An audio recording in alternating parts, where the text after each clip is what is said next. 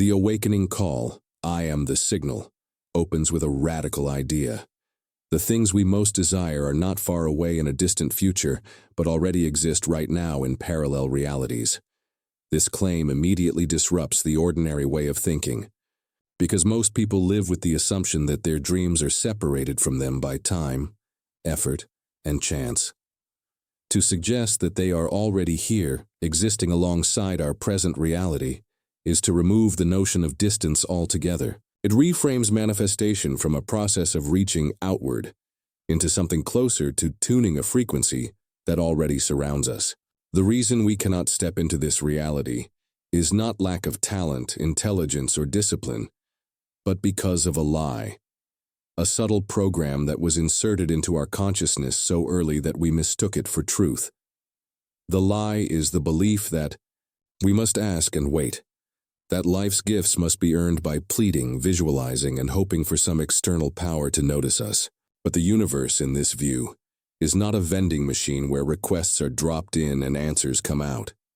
It is a mirror, a field that only reflects the vibration it receives. And that vibration is not our spoken words or even our passing thoughts, but the embodied frequency our entire system radiates in every moment. This realization is shocking because it destabilizes a lifetime of conditioning. If the universe is only ever reflecting what we already are, then the endless prayers, affirmations, and desperate requests have been a kind of static, signals of lack that perpetuate lack. This explains why many feel as though they chase success endlessly without ever arriving. They were not failing because the universe ignored them. They were failing because their signals said, not yet, someday. I am not enough now. And the universe, impartial and non-judgmental, simply mirrored back exactly what was broadcast. In this sense, the problem has never been that our desires were impossible. The problem is that we were taught to vibrate as if they were always just out of reach. The text introduces a two-level warning.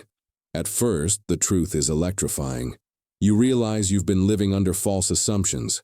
That in itself is enough to cause a surge of energy, a sense of sudden liberation. But the second level is more subtle and more essential, knowing that this information is not enough unless you embody it. Many people get stuck here. They become fascinated by the idea that reality is a signal. They talk about it, repeat it, even teach it to others, but they never shift their embodied vibration. They mistake intellectual understanding for transformation. That is why the warning is so important. If you take only the first shock but not the second freedom, you risk being trapped in an even more clever version of the same cage. Now you are still waiting, only with fancier words, more spiritual concepts, and endless discussions about potential. The real power begins only when you say, I am the signal, not as a phrase, but as an identity.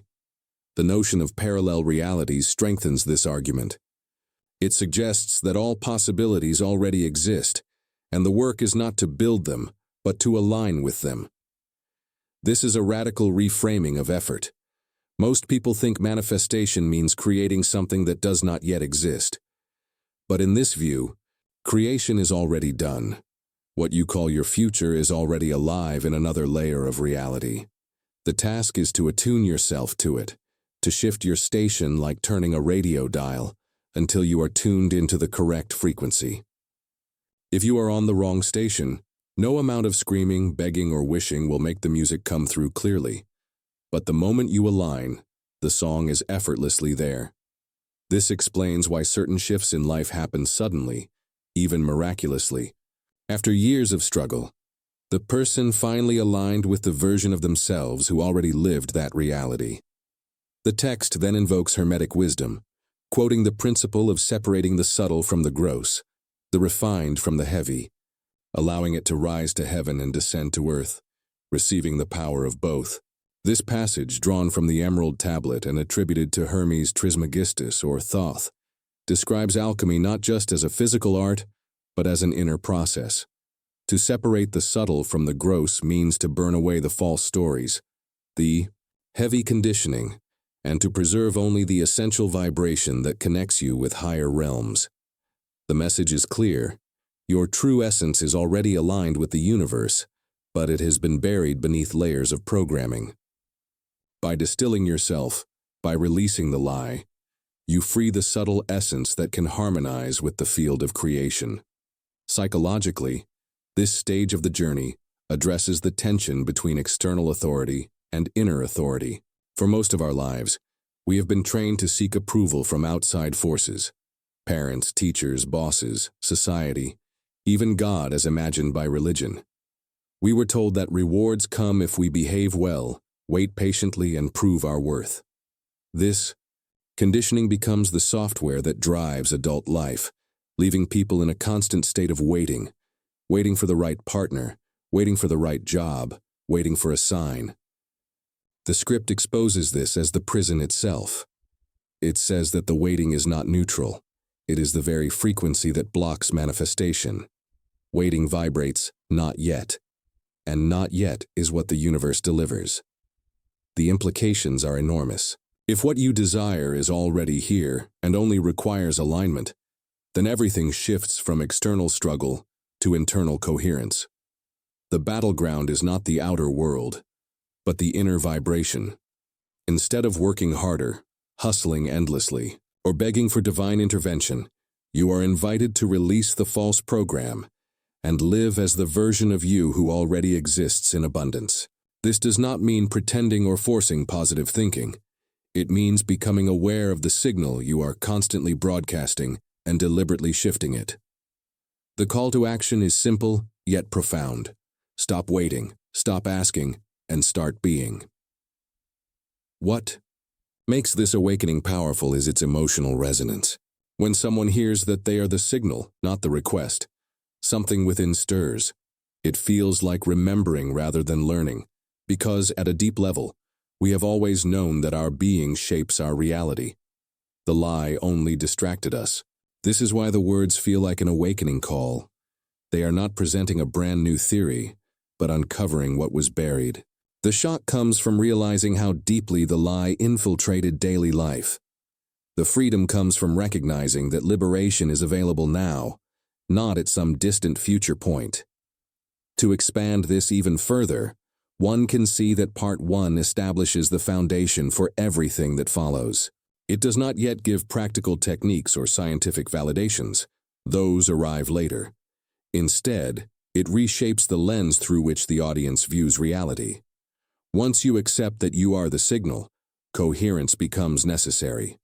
Once you understand parallel realities, the appearance of signs like 777 makes sense. Once you see waiting as a prison, the bridge of identity becomes the natural method of escape.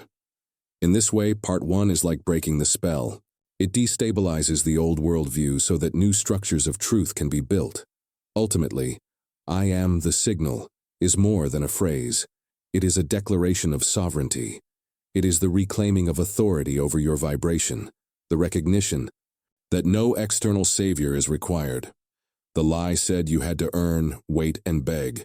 The truth says you only need to align, embody, and observe. This is why the first part of the script is called an awakening call. It is not merely an introduction. It is a jolt, a disruption, a reminder that your freedom is already present if you dare to claim it. And once you hear it, once you let it sink into your nervous system, you cannot return to ignorance. You can only decide whether you will continue playing the old game or step fully into the realization that you are, and always have been, the signal itself. Begins with the recognition that knowing you are the signal is not enough, because within you, there is often a hidden conflict that keeps the signal distorted. You may declare wealth with your words, yet every time you pay a bill, your stomach tightens with fear. You may affirm love with your thoughts, yet when someone approaches with genuine affection, your body recoils, closing your heart. You may visualize confidence and abundance, yet at the first sign of opportunity, anxiety rises and you hesitate. These contradictions are not conscious lies. They are incoherence. Incoherence is when your mind, heart, and body are broadcasting different messages at once. It is like trying to tune a radio to two stations at the same time. Instead of music, you get static. And the universe, a perfect mirror, reflects only the static back to you. This is why desires often remain unfulfilled, not because the universe is cruel, but because it cannot interpret mixed signals. Coherence, therefore, becomes the great turning point. Coherence is when your thoughts, emotions, and actions stop fighting each other and come into alignment. It is when the story you hold in your mind matches the feeling in your heart and is expressed through the choices of your body. In that moment, you are no longer a weak flicker, sending out contradictory noise but a powerful transmitter, broadcasting one unified frequency. And when the signal is unified, the field of reality organizes itself around you with precision. The struggle ends, because the mirror of the universe has finally received a clear instruction. It is important to understand that coherence is not positive thinking. It is not about plastering affirmations over wounds or forcing yourself to smile when you feel broken. Coherence is not pretending, it is integrating. It is the state where even the nervous system accepts the message, where the cells of your body vibrate in harmony with your mind's vision. This is why so many manifestation methods fail. They stay in the mind, while the body continues to emit the opposite frequency. The mind says, "I am abundant," but the body still trembles with fear of lack. The result is interference, and interference creates stagnation. Modern research gives language to this ancient truth. The HeartMath Institute has discovered that the electromagnetic field of the heart is up to 60 times stronger in amplitude than that of the brain. This means the heart is not simply a blood pump, it is a broadcasting center, projecting information into the field around you. When your heart and brain come into coherence, when elevated emotions like gratitude, love, or serenity combine with clear thought, you stop being a dim light bulb and become a lighthouse. The universe responds not to scattered flickers, but to steady beacons. This is why ancient teachers describe the heart as the portal of the soul, the gateway through which we speak to the cosmos. Yet coherence does not come easily. From birth, most of us were programmed into incoherence. We were taught to suppress emotions, to distrust intuition, to obey external authority, to perform identities that contradicted our inner truth. These lessons became patterns. Patterns became habits. Habits became the automatic vibration of the nervous system. And so, when we try to step into coherence, it feels foreign, even fake. The body resists because it has been trained for decades to live in a frequency of survival, fear or scarcity. This is why, when people begin manifestation practices, they often report a voice inside that mocks them. Who are you fooling? Look at your bank account. Look at your history. That voice is not truth. It is the echo of the old identity, fighting to survive. Ancient alchemy described this stage as nigredo, the black phase, the moment when lead resists its transmutation into gold. The resistance is not proof of failure. It is proof that the fire of transformation is working. Feeling fake is not lying to yourself. It is the sign that you are telling the truth of your higher self for the first time, and the lower self cannot stand it. The greatest mistake at this stage is to interpret discomfort as a signal to stop. In fact, discomfort is evidence of recalibration. Just as a muscle aches when it is trained after years of neglect, the nervous system aches when you introduce coherence after years of incoherence. The ache means growth, not defeat. This is where practice becomes essential. Coherence is not something you achieve once and keep forever. It is a rhythm, a practice, a daily return to alignment. Each time fear arises, you have a choice. You can collapse back into the old vibration, or you can pause, breathe, and ask, what would the version of me who already lives my desired reality feel right now? What would they think? What would they do? And for even a few minutes, you embody that answer. It might feel small, but these micro-choices are everything. Each one is a plank on the bridge of identity. Each one rewires the nervous system to accept coherence as normal. Over time, the false identity weakens, and the coherent identity stabilizes. What once felt fake becomes natural, and what once required effort becomes automatic. As coherence strengthens, the outer world begins to reflect it. Synchronicities appear, small alignments at first, then larger ones. You may think of a friend and they call. You may visualize an opportunity and it arrives unexpectedly. These are not random.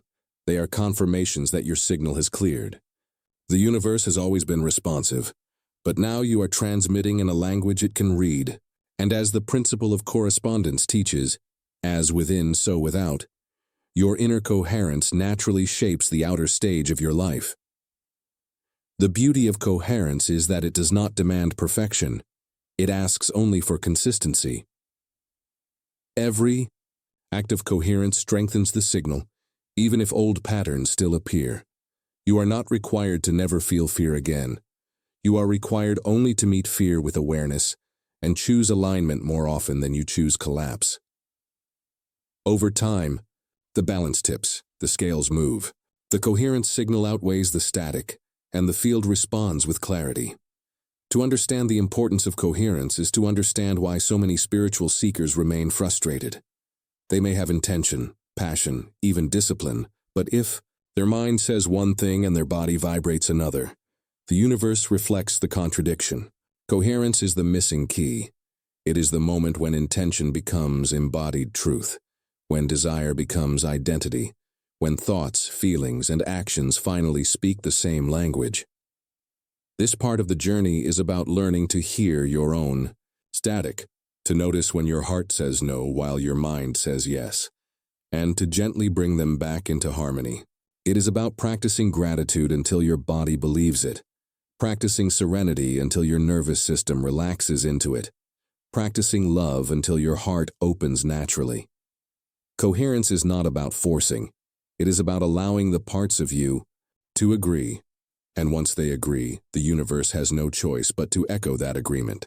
Thus, Part 2 builds upon Part 1 by taking the awakening realization, I am the signal, and showing what makes a signal strong or weak. The signal is strong when it is coherent, when the body, heart, and mind align. It is weak when they contradict one another. The practical task, then, is to cultivate coherence through daily practice, to recognize resistance as recalibration, and to trust that each small act of alignment builds momentum. This prepares the way for the signs that follow, the synchronicities that confirm your frequency has become readable to the field. And among those signs, one of the most powerful is the number 777, the cosmic code that announces the portal has opened. Begins with the moment when coherence has finally taken hold, and the universe begins to echo your signal back to you. At first, the reflection arrives as subtle synchronicities, small alignments that you might dismiss as coincidences. But soon, a pattern emerges that is too persistent to ignore. You look at the clock and see 7:07. Later that day, you receive a receipt, and the total is $7.77. Driving home, a car passes with a license plate ending in 777. It happens again and again until the rational mind protests that it must be random, yet a deeper part of you stirs with recognition. It is not you who found the number. It is the number that found you. The sequence of 777 is one of the most striking ways the universe confirms that your frequency has aligned, that the field has registered your coherent signal. For many, the first interpretation of such a sign is shallow but understandable. They believe that seeing 777 means their desire is on its way, that the universe has heard their request and will soon deliver. But this interpretation still keeps them trapped in waiting, vibrating in the frequency of someday. The deeper truth is far more powerful. The number is not a promise of the future. It is a confirmation of the present. It is not telling you that you will one day become aligned. It is telling you that you already are. The portal is not opening later. It is open now. The field is affirming that your vibration has reached compatibility with the reality you longed for. In esoteric traditions across cultures, the number 7 has always carried sacred meaning. It represents spiritual completion, mastery, and the successful integration of cycles. The 7 days of creation, The 7 chakras, the 7 heavens, all speak to the symbolism of wholeness. When the number appears in triplicate as 777, it is not just completion but amplified completion, a trinity of alignment. It symbolizes the unity of mind, heart, and body, the 3 planes of human existence finally resonating in coherence. This is why the appearance of 777 feels different from other numbers. It vibrates with authority, carrying an energy that the subconscious recognizes immediately. It tells you that you are no longer a house divided. You are broadcasting a single frequency strong enough to open the veil between realities. But here lies the trap, one that has pulled many seekers back into the prison they had just escaped. Seeing 777 often fills people with joy and relief, and rightly so. But the mistake is to celebrate it as if the work were done. They take a screenshot, post it on social media, and relax, believing the universe will now handle the rest. In doing so, they unconsciously drop the very frequency that allowed the sign to appear. They return to passivity, to waiting, to broadcasting lack, and the portal, once open, begins to fade. To mistake the sign for the finish line is like a pilot cutting the engines the moment the runway comes into view.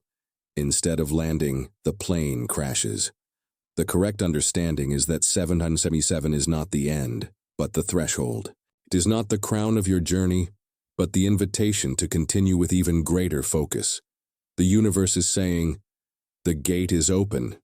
Keep going. The true test begins at this point, because the moment you approach the threshold of a new reality, the old one begins to crumble. And it does not crumble quietly. Like an outdated operating system resisting the installation of a new one, your old identity throws up errors, distractions, even crises. People from your past may resurface. Old habits may intensify. Unexpected challenges may appear. It is tempting to see these as punishments or signs you are doing something wrong. But they are not punishments. They are the demolition noises of a structure being torn down. The old self, the old reality, does not yield without resistance. This is why courage is so essential at the moment of 777. The portal has opened, but you must walk through it with faith. You must hold your coherence steady even as the storm rises. The chaos is not a test designed to punish you. It is the natural collapse of a reality that no longer matches your signal. If you mistake the storm for failure, you will turn back, clinging to the familiarity of the old room, never realizing you were inches away from crossing. If instead you see the storm for what it is, evidence that the old world is disintegrating, you will hold steady, walk forward, and pass into the new dimension. Modern science offers metaphors for this ancient process. Quantum physics speaks of tunneling, the phenomenon where a particle, vibrating at the right energy, passes through a barrier that should be impossible to cross, appearing suddenly on the other side. When you see 777, it means your consciousness has reached the energy required to tunnel through the barrier of your old self. The wall of limitation is no longer solid, it has become permeable. But tunneling requires commitment. If the particle does not sustain its energy, it bounces back. So too with you. If you do not sustain your frequency, you slide back into the gravity of the old reality. The number is a notification that the tunnel is open, but the crossing is still yours to complete. Ancient Hermetic teachings described this as crossing the veils. They spoke of hidden doors between worlds that could not be forced open but only tuned into. The veil was not destroyed but passed through by aligning with the correct vibrational key. This is exactly what happens when you reach the resonance symbolized by 777. You do not shatter the barrier, you vibrate through it. You do not conquer the old world with brute force. You dissolve its grip by ceasing to match it. The illusion of separation fades because your frequency has transcended it. Yet the narrowness of the portal means you cannot carry everything with you. The fears, doubts, and beliefs of the old identity are too heavy. If you try to bring them, the tunnel will not open. This is why old patterns flare up at the threshold. They are asking to be released. They surface so you can consciously decide not to carry them forward. What feels like sabotage is actually an invitation to lighten your load. If you hold your signal steady, if you allow the old to dissolve without clinging, the crossing becomes inevitable.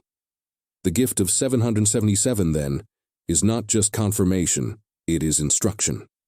It tells you that you are aligned, but it also warns you to maintain that alignment through the turbulence of collapse. It invites you to deepen your practice, to anchor your coherence more firmly than ever. It is the universe whispering, "Do not stop now. The real transformation is underway." Those who heed the call pass through the veil and find themselves living in a reality that once seemed unreachable. Those who relax too soon find themselves back where they started, haunted by the memory of a door they almost walked through. Part 3, therefore, is about discernment. It teaches you to recognize the sign not as the destination, but as the portal. It teaches you to interpret chaos not as punishment, but as evidence of progress.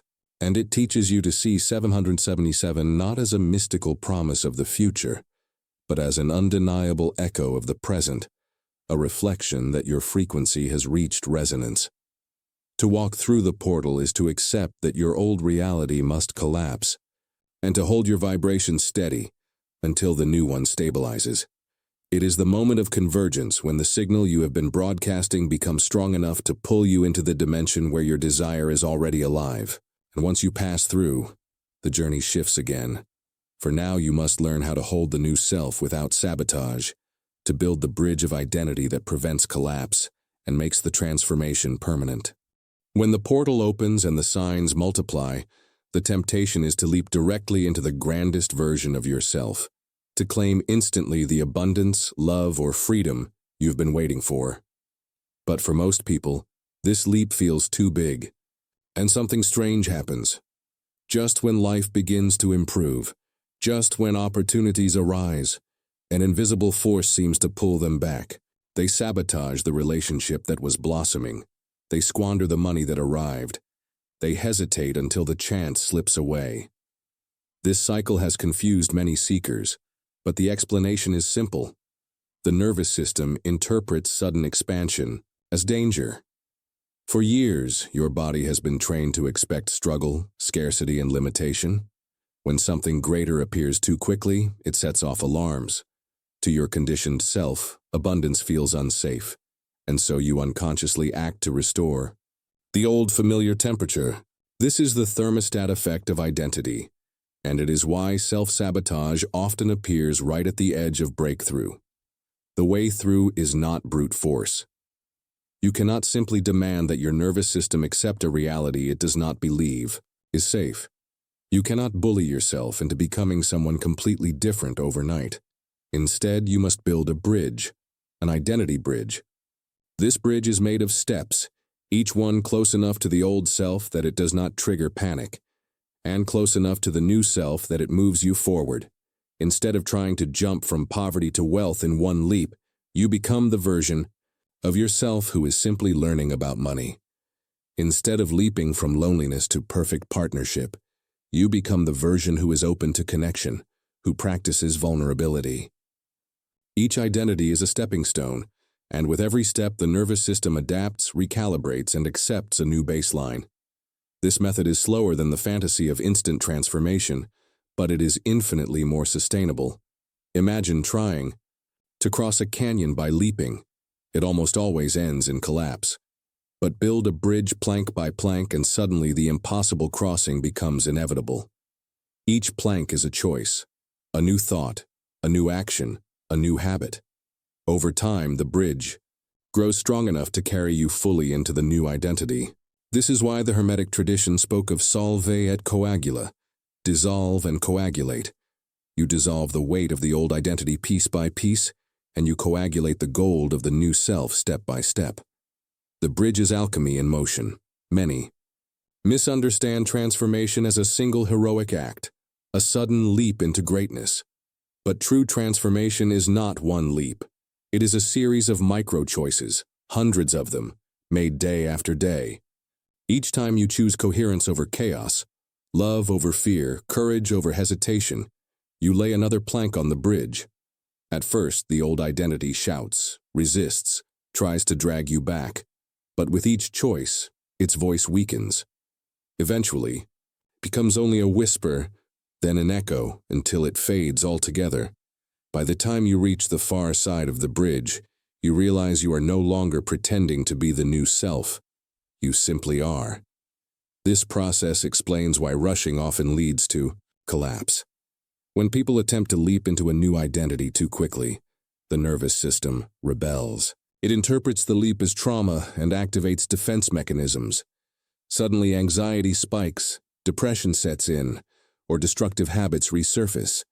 They think they have failed, when in truth they simply tried to move faster than their body could handle. The bridge solves this problem by creating safe steps. Each new identity feels believable, livable, and sustainable. You never shock the system. You train it gently until it learns that abundance, love, and freedom are safe. Something extraordinary happens as you walk this bridge. Reality meets you halfway. Because your outer life always mirrors your inner identity, each step you embody attracts circumstances to match it. When you become the one who is learning about money, resources and teachers appear. When you become the one who cares for health, energy, and vitality increase. When you become the one who practices love, connections deepen. The bridge is not just internal.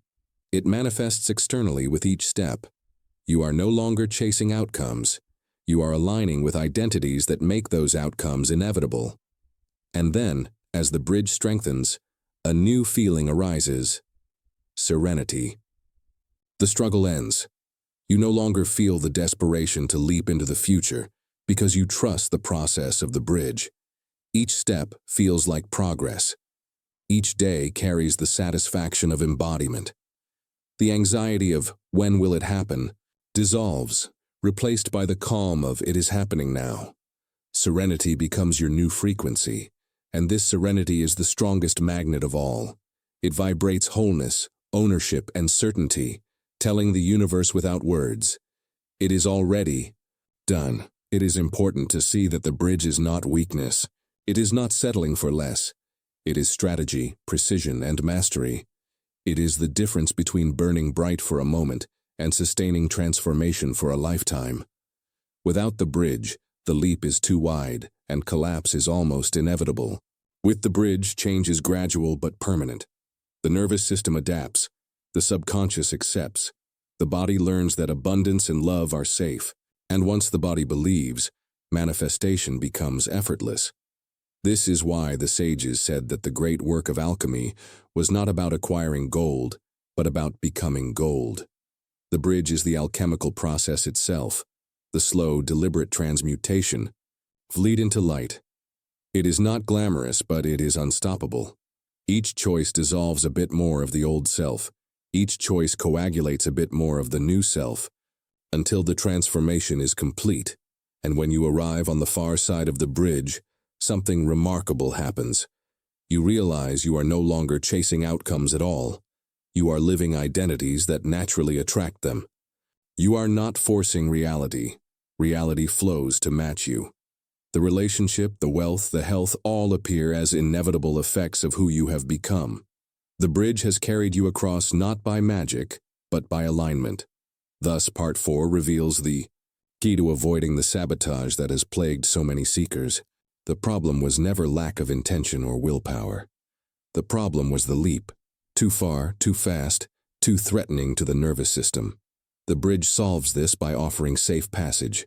Step by step, you embody the new self until there is no longer a bridge at all. Only you, fully living as the version who once seemed like a dream. And from that place, serenity deepens into a natural state, setting the stage for the next revelation, the supreme frequency of manifestation, where struggle ends and peace becomes the signal that reorganizes the universe around you. As you walk the identity bridge plank by plank, a shift begins to happen deep within. At first, every step is effort. You have to consciously choose to act as the new self, to remind yourself that abundance and love are safe.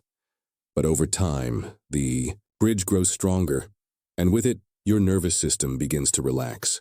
The constant tension of striving, The desperation of waiting, the anxiety of when will it come starts to fade. What rises in its place is something quieter, subtler, and infinitely more powerful. It is not the fleeting thrill of achievement, or the unstable high of excitement. It is serenity. Serenity is not often spoken of in manifestation circles, because people tend to glorify excitement, passion, or intensity. But excitement is fragile. It collapses when tested by disappointment. Passion burns bright but often burns out. Serenity, by contrast, is steady. It is the calm beneath the surface, the deep confidence that what you desire is already yours. Serenity is not an emotional high. It is a baseline frequency. And it is this frequency, more than any fireworks of enthusiasm, that accelerates manifestation. Why is serenity so powerful? Because serenity dissolves resistance. The energy of need, desperation, or grasping always vibrates as lack. When you say, "I need this, I must have this now," the universe hears only one thing: "I don't have it." And because the universe reflects signals without judgment, it mirrors back the vibration of not having. That is why desire fueled by desperation often leads to more waiting, more chasing, more disappointment. But serenity carries a different vibration. Serenity says, "It is already done." Serenity radiates wholeness, completion, and ownership. And when the universe reflects that back, the reality of ownership becomes visible. This is not just spiritual metaphor. It is energetic physics. Imagine trying to pour water into a cup that is constantly shaking. No matter how much water you pour, most of it spills. The shaking is the vibration of need, the restless energy of lack. But serenity stills the cup. Suddenly, the water of manifestation can fill it effortlessly. Serenity is the stillness that allows the field to deliver. It is the open channel through which reality flows without obstruction. Ancient wisdom traditions understood this long before modern science began to measure electromagnetic fields or brainwave states. They spoke of serenity as grace, the highest state of mastery. In Hermetic philosophy, everything has its natural gestation period, its appointed time of unfolding. Just as spring follows winter without effort, just as the sun rises after night, without being forced, manifestations too have their rhythm. Serenity is the trust in that rhythm. It is the refusal to interfere with the seed once planted. The farmer does not dig up the soil every day to check if the seed is sprouting. He waters, he tends, and he trusts. Serenity is that same trust, applied to life itself. But how can serenity be practiced when outer circumstances scream the opposite?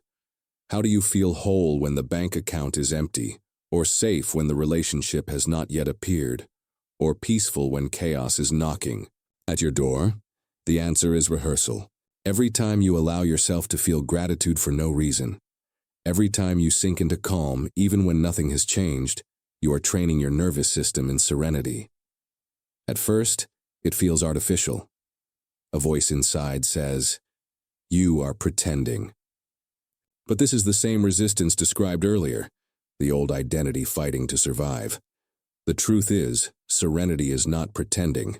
Serenity is rehearsing the frequency of the self who already lives the reality you desire. And the more you rehearse, the more familiar it becomes. Eventually, serenity feels more natural than fear, more comfortable than doubt. The beauty of serenity is that it does not depend on outer evidence. In fact, its true strength is shown when nothing on the outside has changed yet.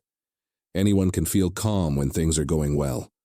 But the one who can remain serene in the midst of challenge, who can breathe peace when storms rage, has become unshakable. And it is that unshakable presence that bends reality. Because the quantum field does not respond to your wishes. It responds to your vibration. When your vibration is serenity, it cannot help but reorganize around that calm certainty. Think of serenity as the atmosphere of the master manifester. It is the quiet glow of someone who knows that it is already done, who no longer chases but allows, who no longer grasps but trusts. This serenity is not laziness. It is not sitting idly and hoping. It is active alignment. It is tending the inner soil while trusting the outer bloom. It is taking inspired action without attachment, moving forward without desperation. Serenity is action without strain, desire without need, intention without fear. As serenity deepens, synchronicities multiply. Opportunities arrive with less effort. Relationships flow with more ease. But the true miracle is not the external blessings, it is the inner state itself. To live in serenity is to live free from the endless cycle of striving and disappointment. It is to taste peace regardless of circumstances. And paradoxically, it is this very peace that speeds the arrival of the circumstances you once chased. For when you no longer need them, you become the perfect match for them. Many confuse serenity with passivity, but serenity is the opposite of apathy. Apathy is numbness, the absence of care. Serenity is fullness, the presence of deep trust. Apathy withdraws from life. Serenity flows with life. Apathy says, nothing matters. Serenity says, everything is already aligned. This distinction is crucial because serenity is not giving up. It is giving over to the natural intelligence of the cosmos. It is participation without control, engagement without desperation. Part 5 then reveals the supreme frequency of manifestation. Excitement, passion, and even determination all have their place, but serenity surpasses them. It is the vibration of completion, the signal that says, I already am. And the universe, loyal mirror that it is, reflects back that truth. Serenity is not just another step in the process. It is the culmination of the journey thus far. It is the atmosphere that stabilizes the new identity, that makes abundance and love sustainable rather than fleeting. And yet, there remains one final key, one final technique that seals the transformation permanently. For even serenity, as powerful as it is, must be crystallized into permanence. Otherwise, old patterns can still return, and the new state can still be lost. The way to crystallize serenity is through the supreme observer effect, the ability to watch yourself becoming, and in the act of watching, to make it so. That is where the journey leads next, into the final secret of manifestation, the art of observation that fixes your new reality into unshakable form.